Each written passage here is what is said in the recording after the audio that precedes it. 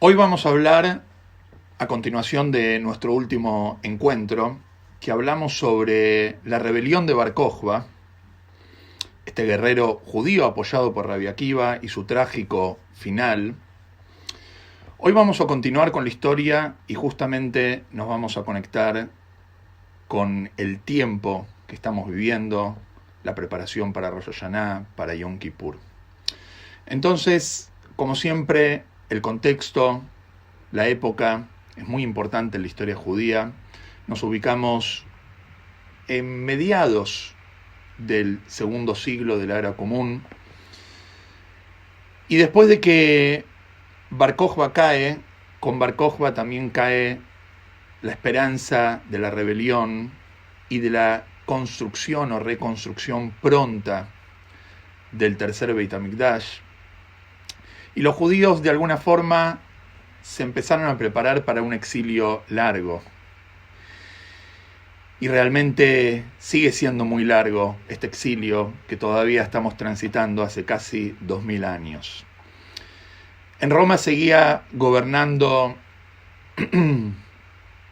este malvado emperador Adriano, un gran antisemita, que él ahora, después de la rebelión de Bar Kokhba, no solamente quería borrar físicamente al pueblo judío, sino que ahora se dio cuenta que también era importante borrar espiritualmente al pueblo judío.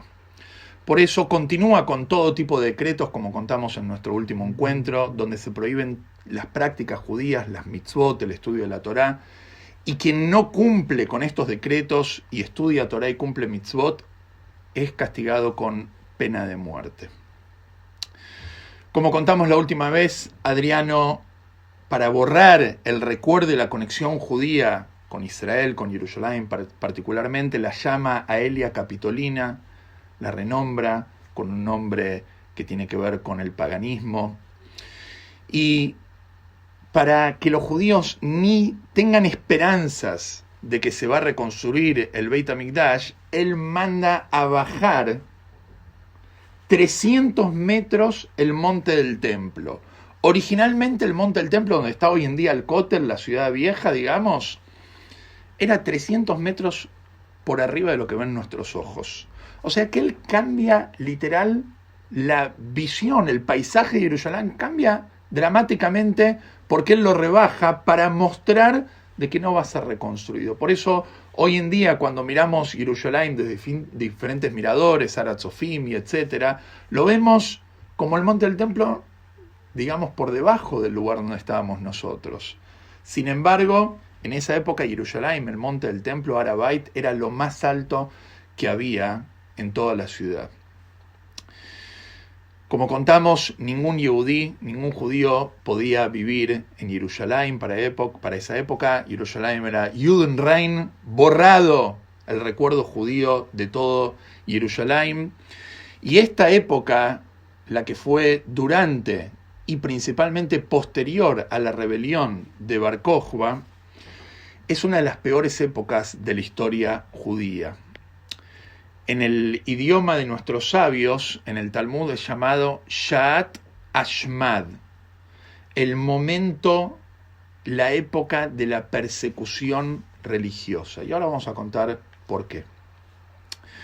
Nosotros sabemos, en la ley judía, siempre se habla que si una persona es obligado a transgredir una mitzvah bajo amenaza de muerte, entonces tiene que transgredir la mitzvah y seguir viviendo, porque la Torá fue dada para vivir y no para morir, obviamente con excepción de las 3 transgresiones más fuertes, que son la idolatría, el adulterio y el asesinato, que la persona siempre tiene que estar dispuesto a dar su vida antes de transgredir estas graves transgresiones.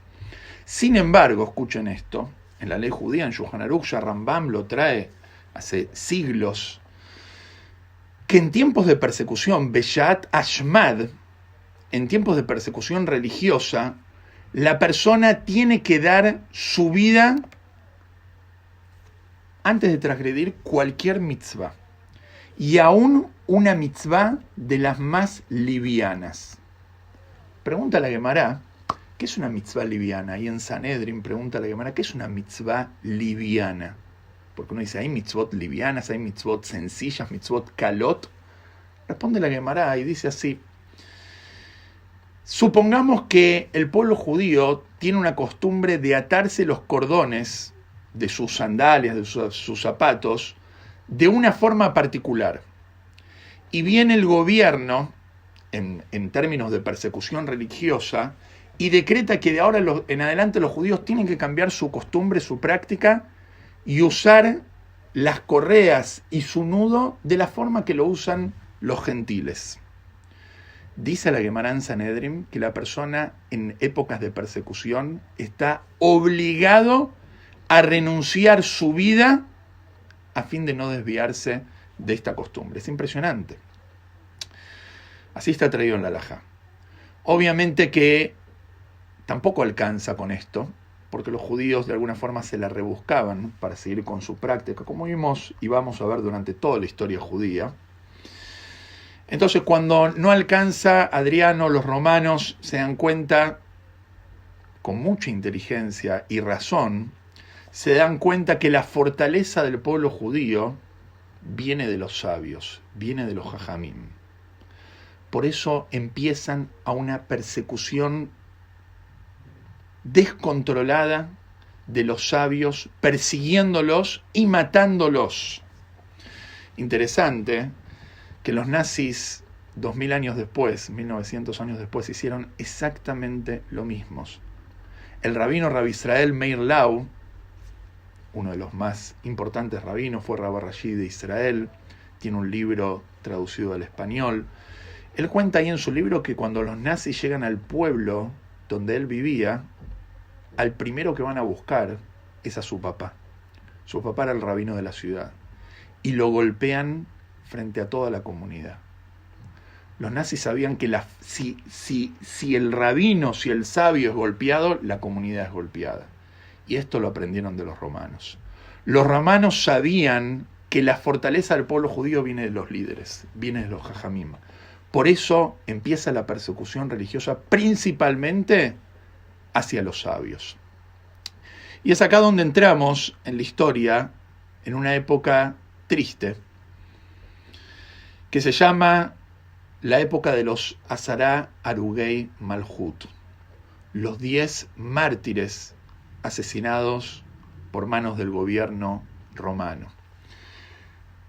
Realmente, de los 10 sabios, no todos fueron asesinados en esta época, sino de que, por ejemplo, Rabbi Ishmael, Cohen Gadol y Rabbi Shimon ben Gamliel fueron asesinados aún durante la época del segundo Beit HaMikdash, ahí como cuenta en el Magzor, en la Tefilá de Yom Kippur.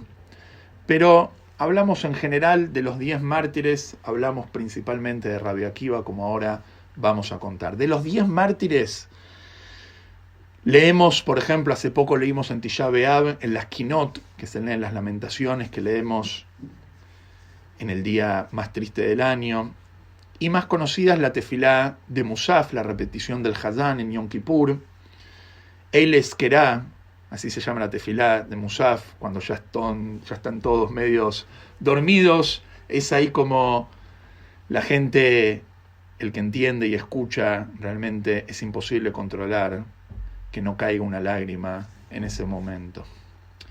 ¿Por qué fueron asesinados estos sabios? Muy buena pregunta. No tenemos respuesta. Fue un decreto divino. Solo Hashem sabe por qué fueron asesinados estos sabios. Algunos dicen, fuentes, que vinieron a expiar estos sabios a la venta de Yosef por medio de sus 10 hermanos. Por eso mueren 10 sabios, porque la venta de Yosef nunca había sido expiada hacia el momento. Así cuenta la Gemara en Gitín. ¿Quiénes fueron estos 10 sabios puntualmente? Bueno, hay muchas discusiones al respecto, porque murieron más de 10 sabios. Pero voy a nombrar algunos de los más conocidos y voy a contar un poco sobre su historia. El primero y el más conocido de todos, obviamente, es Rabbi Akiva. Akiva ben Yosef. Lo que pueda contar de Rabbi Akiva no va a ser suficiente. Libros enteros sobre Rabbi Akiva. Nuestros sabios lo comparan con Moshe y en algún punto, como vamos a ver, una historia superior a Moshe. Hablamos un poco de Rabbi Akiva en la clase anterior, cómo él apoyó a Bar Kokhba, que finalmente fue decepcionado por Bar Kokhba. Pero Rabbi Akiva tiene algo muy particular. Rabbi Akiva es podemos llamarlo, es el líder nacional del pueblo judío de las generaciones. ¿Por qué? Porque toda persona se puede identificar con Rabbi Akiva. Rabbi Akiva, como se dice, no tenía hijos, no venía de ninguna familia aristocrática judía. Es más, Rabbi Akiva era descendiente de conversos. Así cuenta la Gemara. Y siempre que, por lo menos yo cuando leo un libro y hablamos de un sabio, de un tzadik, entonces se dice, este tzadik, cuando tenía 10 años, ya sabía toda la Gemara de memoria, ya había estudiado todo el Shulchan Aruch, ya se había recibido de Rab, de Dayan, trabajaba en la Hebre Kadisha. Rabbi Akiva hasta los 40 años era un analfabeto. ¿Quién no se puede identificar con Rabbi Akiva? Con un sabio, es difícil un sabio que ya de chiquito era sabio. Nosotros, no somos sabios. Pero Rabbi Akiva era un hombre sencillo, hijo de conversos. Hasta los 40 años, literal, no sabía nada de Torah. Era un simple pastor. Trabajaba en la casa de un magnate judío de nombre o de sobrenombre Kalba Sabúa, como contamos allá por una clase que se refería al que entraba en su casa como un perro hambriento, salía satisfecho de los manjares que había en su casa. Era un millonario, de esos millonarios que estuvieron dispuestos a mantener Jerusalén durante el encierro romano previo a la destrucción del templo. Y es una historia de novela, ¿sí? La historia de Rabbi Akiva, porque mientras Rabbi Akiva, o Akiva en ese momento, trabajaba en la casa de Kalba Sabúa, cuidando su rebaño, ¿quién se enamora de Akiva? Nada más y nada menos que la hija de Kalba Sabúa, Rachel. Rachel ve en él un potencial impresionante. Por eso las mujeres tienen esa capacidad, Binay Eterán, Itna Leisha, una inteligencia extra Dios le dio a las mujeres y ella vio el potencial y muy inteligentemente lo pudo percibir, aún en el momento que Akiva era un simple judío, y le propuso matrimonio. Y se casan, se comprometen en secreto, con la condición de que él va a ir a estudiar Torah. Cuando Kalba Sabúa se entera de esto, ¿qué hubiéramos hecho nosotros si sería nuestra hija? ¿Sí? Bueno, ¿qué hizo Kalba Sabúa? Millonario, su hija se casa con el pastor analfabeto. Obvio. La deshereda, la echa de su casa. Rachel con su marido van a vivir a la pobreza total. Total. Rabbi Akiva todavía estaba en una disyuntiva interna si él iba a poder estudiar Torah o no. Y ahí viene la famosa historia que Rabbi Akiva ve una marca en la piedra que está dibujada por medio de una gota que va cayendo en ella. Y Rabbi Akiva dice, si una piedra que es dura y el agua que es blanda, pero con la constancia puede perforarla, cuánto más que la Torá, que es comparada con el fuego, puede entrar en mi corazón de carne. Dicho y hecho, Rabbi Akiva se va a estudiar a la yeshiva. Antes de irse a estudiar a la yeshiva, nos cuenta ahí la Gemara, en Nedarim, que ellos vivían en una pobreza total. En el invierno vivían como en un depósito, en un almacén de paja, y Rabbi Akiva le sacaba la paja a su esposa del pelo. Y en un momento romántico, vamos a decir, la Gemara cuenta que Rabbi Akiva le dice a Rachel, si tendría la plata, te regalaría una corona de Yerushalayim Shel Zahav.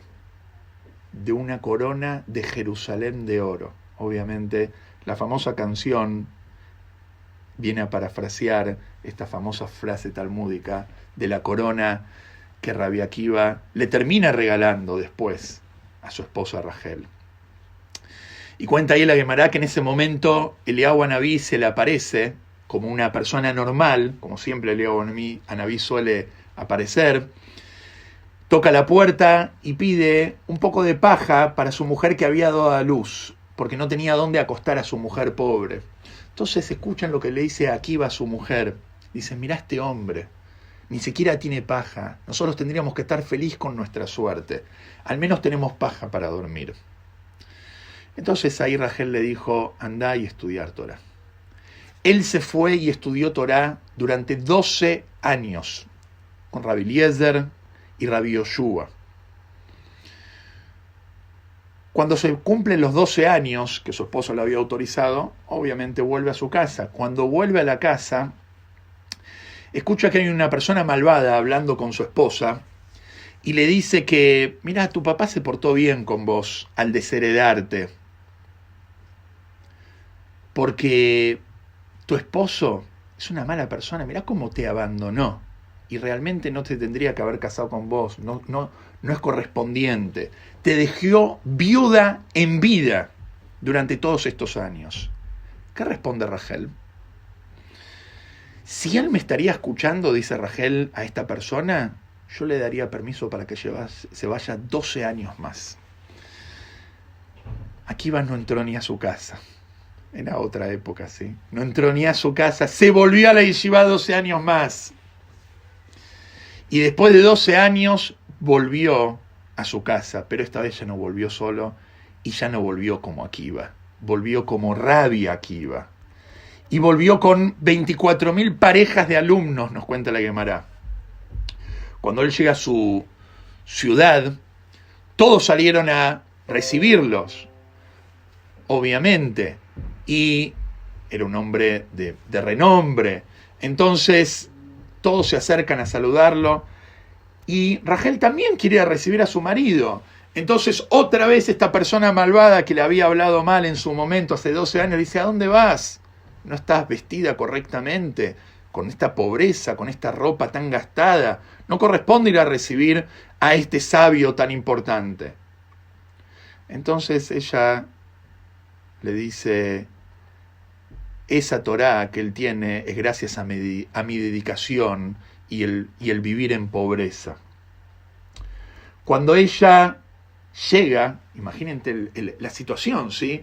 Ella llega, están todos los jajamim, 24.000 alumnos, la gente de la ciudad, está todo el mundo, y en la mitad aparece una mujer.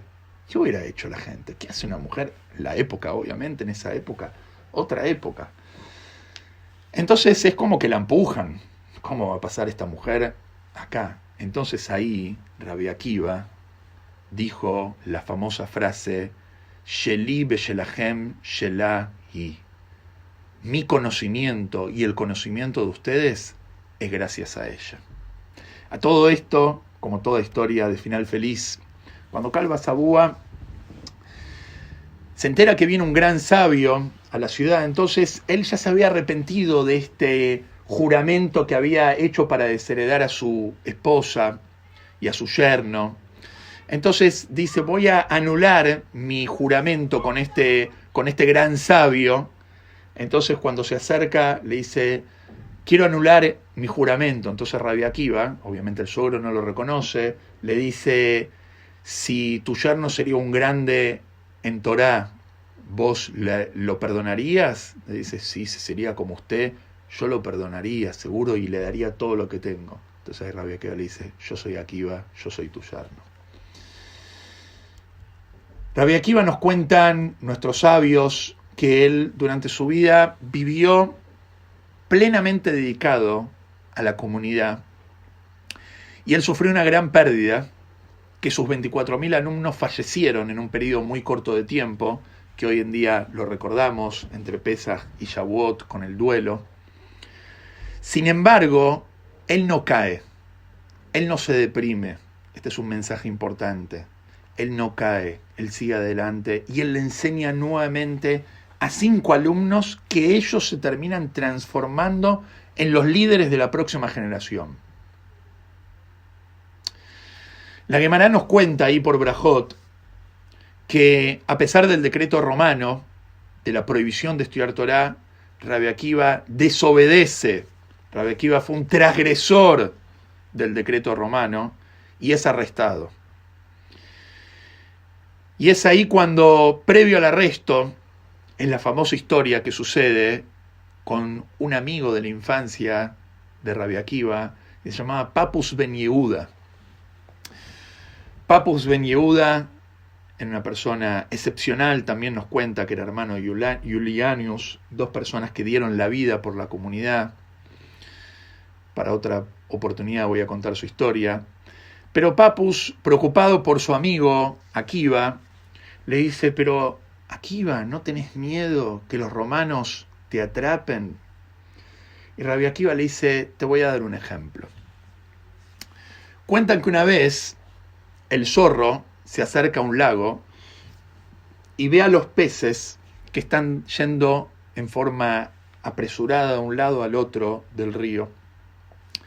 Entonces el zorro le pregunta a los peces, ¿por qué están tan así como preocupados que van de un lado para el otro? Entonces los peces le responden al zorro, tenemos miedo porque la gente está viniendo con sus redes a pescarnos. Entonces el zorro le dice, tengo una idea, ¿por qué no salen del agua y vienen a vivir conmigo acá a la tierra seca? Entonces los peces le responden al zorro, zorro, zorro, ¿sobre vos se dice que sos el animal más inteligente? Me parece que no lo sos, le dice. ¿Por qué? Porque quizás acá en el agua nos pueden atrapar las redes o quizás no nos atrapen las redes. Sin embargo, si salimos del agua, somos pescados. Vamos a morir directamente. Rabbi Akiva le dice a su amigo Papus, si estudio Torá, quizás los romanos me atrapen, quizás los romanos no me atrapen. Si dejo de estudiar Torá, soy hombre muerto. ¿Qué sentido tiene mi vida si no puedo estar conectado con Hashem por intermedio de la Torá? Nos cuenta ahí la Guemará que finalmente lo terminaron atrapando a Rabbi Akiva y también a Papus lo terminaron atrapando y los metieron presos a los dos. Y ahí es cuando Papus le dice a Rabbi Akiva, dichoso sos Rabbi Akiva, que a vos te atraparon por estudiar Torá. Dichoso sos Rabbi Akiva. La Guemará cuenta que cuando a Rabbi Akiva lo atraparon era un 5 de Tishrei, 5 días antes de Yom Kippur. Lo terminan matando en Yom Kippur. ¿Cuánto tiempo pasó? Hay quienes dicen que pasó un año, hay quienes dicen que no. Dicen que en el momento que lo están sacando para matar, era el momento de la lectura del Shema, de Kiryat Shema. Y en ese momento, para hacerlo sufrir, rastrillaban su carne con peines de hierro. Así cuenta la Guemará. Y mientras rastrillaban su carne, él recitaba el Shema, aceptando el yugo del cielo. Shema Israel Hashem Elokeinu Hashem Echad. Los alumnos le dicen a Rabbi Akiva, maestro, incluso ahora, mientras sufrís, recitas el Shema. Escuchen lo que le responde Rabbi Akiva. Esto es un líder. Rabbi Akiva le dice, toda mi vida estuve preocupado por el versículo que digo en el Shema, Be'avta et Hashem Elokeja, Bechol levavja, ubechol nafsheja, ubechol meodeja. Y me preguntaba, ¿cuándo voy a poder cumplir esto de amar a Dios con toda mi vida, Bechol nafsheja? Y ahora que se me da la oportunidad de cumplir este versículo, ¿no lo voy a cumplir?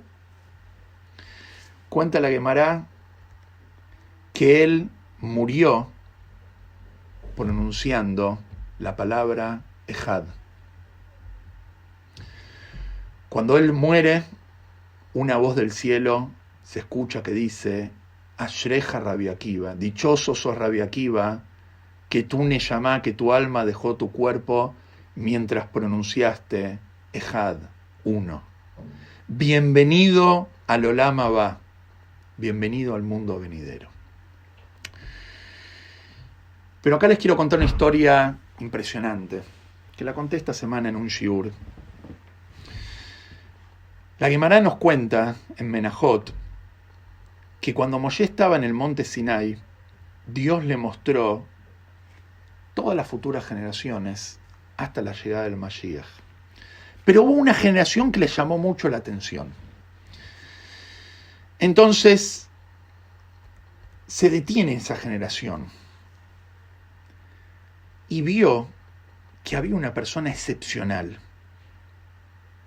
Entonces, lo ve en ese momento a Dios, mientras le mostraba a la generación, lo ve que Dios está, como de alguna forma, atando tagim, poniéndole coronas a las letras de la Torá, dice la Guemará. No sé si prestaron atención alguna vez que la Torá tiene en diferentes letras, en la Shin, en la Ain, en la Tet, en la Nun, en la Zain, en la Gimel, en la Tzadik, tiene como coronitas, que es como un adorno a la Torá, ¿sí? Entonces él lo ve a Hashem poniéndole estas coronitas a la Torá, estos tagim a la Torá. Entonces Moshe le pregunta a Hashem, Hashem, ¿para qué le pones estas coronas? ¿Qué no podés entregar la Torá sin estas coronitas? ¿Quién te impide dar la Torá sin estas coronas? Entonces, ahí Hashem le dice, ¿viste esta generación que te llamó la atención? En esa generación va a haber un hombre que se va a llamar Akiva ben Yosef. Y él va a interpretar alajot de cada una de estas coronas de las letras del Sefer Torah. Entonces Moshe le dice, Hashem, mostrámelo, quiero ver su vida, quiero conocerlo, este hombre que le va a poner coronas, interpretar las coronas de la Torá, que ni Moshe sabía el significado, no lo había recibido todavía. Entonces Hashem le dice, movete para atrás y mira. Entonces, como que Hashem lo teletransporta a la generación de Rabbi Akiva, y Moshe se sienta en la octava fila donde Rabbi Akiva está dando un shiur.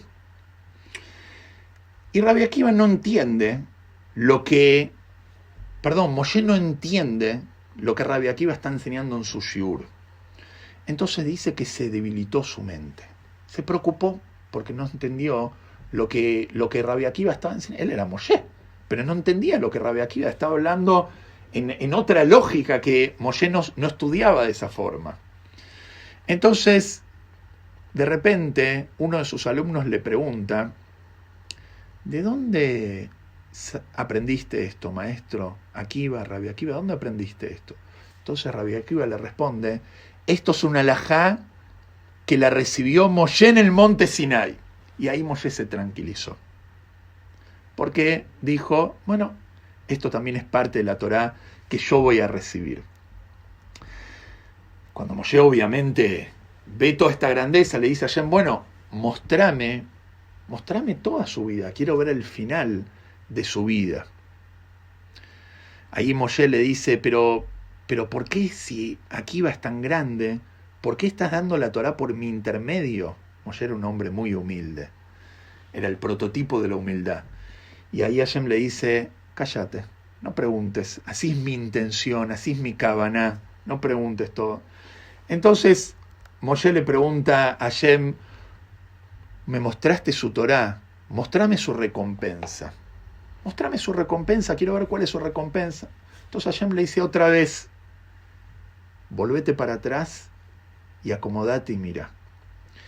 Y Moshe vio, escuchen esto porque es muy fuerte, Moshe vio que estaban vendiendo la carne de Rabbi Akiva en una carnicería, que le habían arrancado mientras lo torturaban hasta la muerte a Rabbi Akiva. O sea, no lo mataron solamente, sino que para rebajarlo vendían la carne de Rabbi Akiva en una carnicería. Entonces ahí Moshe le pregunta a Hashem la famosa frase, Zu Torah, Besus Hará, esta es la Torá y esta es la recompensa. Y ahí Hashem le responde, cállate, no me preguntes. así es mi intención. Lo que me gusta de esta historia, que es una historia fuertísima, pero hay un mensaje muy, muy fuerte, una enseñanza muy fuerte. Moshe, después de ver esta historia y el castigo de Rabbi Akiva, y a pesar que él no entiende, y no entendió, y no lo vamos a entender por qué Rabbi Akiva sufre de esta forma, Moshe vive 40 años más después de la entrega de la Torá en Sinai, y su fe se mantiene intacta. Moshe no duda en la justicia divina, no duda en Hashem en lo más mínimo. Y este es el comportamiento del pueblo judío durante toda la historia. Vimos sufrimiento, no lo entendemos, pero nuestra fe se mantiene intacta. Les voy a contar sobre algunos sabios más, si me permiten. Otro de los 10 mártires que murieron en esta época. Uno de ellos se llamaba Rabbi Hanina ben Teradión,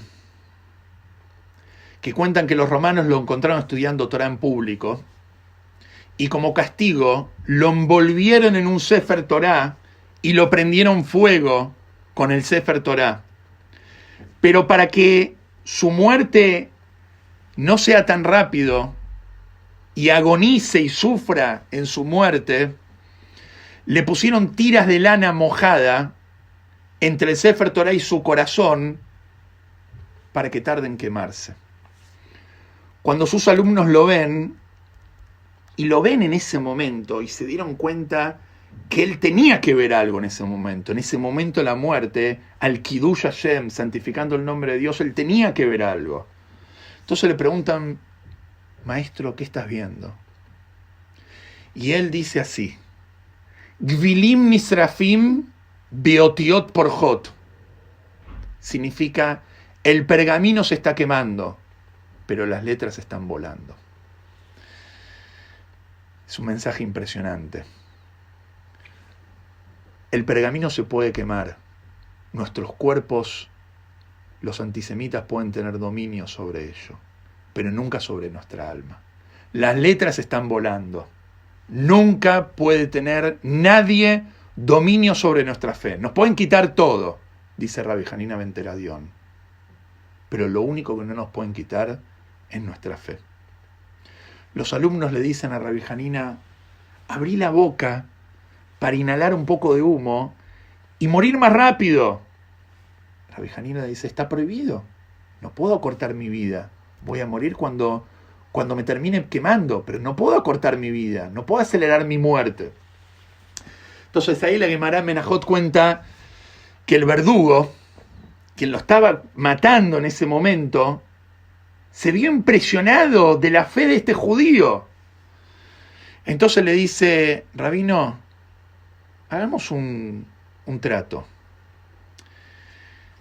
Si yo le saco la lana esta que está impidiendo su muerte, ¿usted me promete una parte en el mundo venidero? El verdugo le dice esto. Rabbi Hanina ben Teradión le dice, te prometo. Jurame, le dice, no le creía, te lo juro. Le quita al verdugo esto que frenaba su muerte y Rabbi Hanina muere inmediatamente. Y el verdugo, de la emoción que tiene, se tira al fuego y muere con Rabbi Hanina. Escuchen lo que dice la Gemara. Es impresionante. En ese momento sale una voz del cielo que dice, bienvenido Rabbi Hanina ben Teradión y su verdugo al mundo venidero. Sobre esto Rabbi Yehuda Nasi lloraba y decía así, hay quien adquiere el mundo venidero en un momento y hay quien lo adquiere con toda una vida de esfuerzo.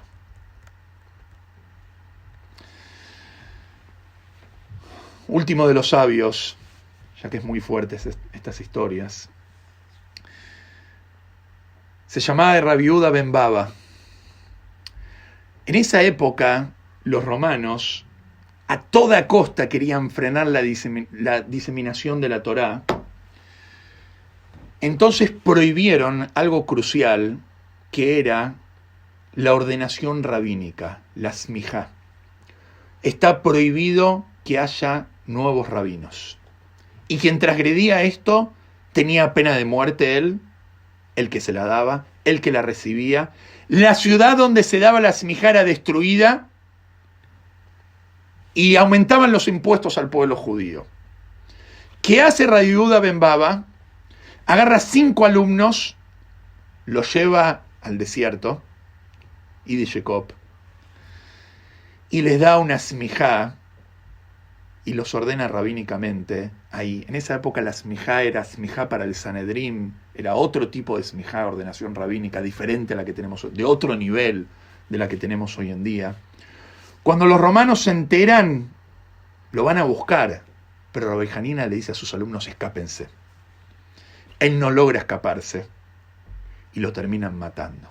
300 flechas le clavaron. Pero le llegó a dar la smijá a 5 de los más grandes sabios de la próxima generación.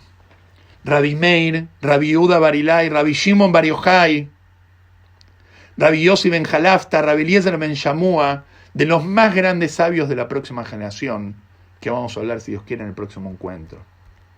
Los romanos no lo dejan enterrar a Rabbi Yehuda ben Baba y con su carne alimentan a sus perros.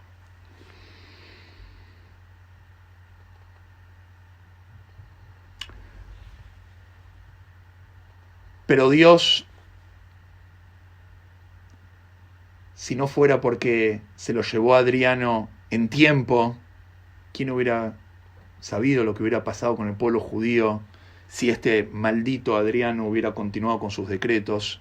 Y es ahí donde muere Adriano y sube un nuevo emperador, que es uno de los emperadores más benévolos de la historia en relación con el pueblo judío, Antonino Pío, donde en su época es donde comienza la obra más importante de la historia judía, que es la Mishnah, la escritura de la Torá oral. Si Dios quiere, de este tema vamos a hablar en nuestro próximo encuentro, pero tenemos que saber que el pueblo judío siempre mantuvo su fe intacta, aún frente a las adversidades, aún cuando no entendemos. El pergamino se puede quemar, pero las letras vuelan en el aire.